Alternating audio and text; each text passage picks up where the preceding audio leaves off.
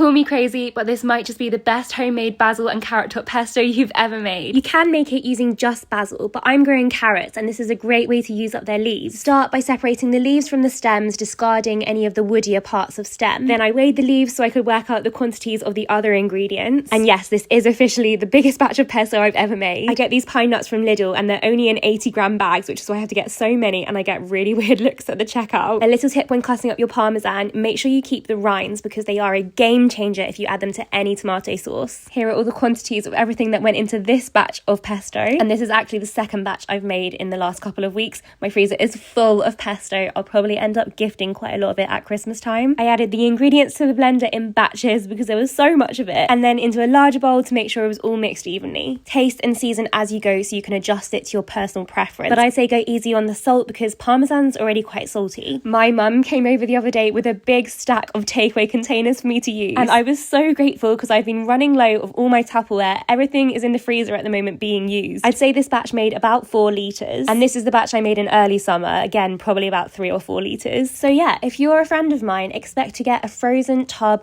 of pesto in your Christmas hamper this year, and here are a few of my favourite ways to use it up. I'll put the recipe for a normal amount of carrot top and basil pesto in the caption.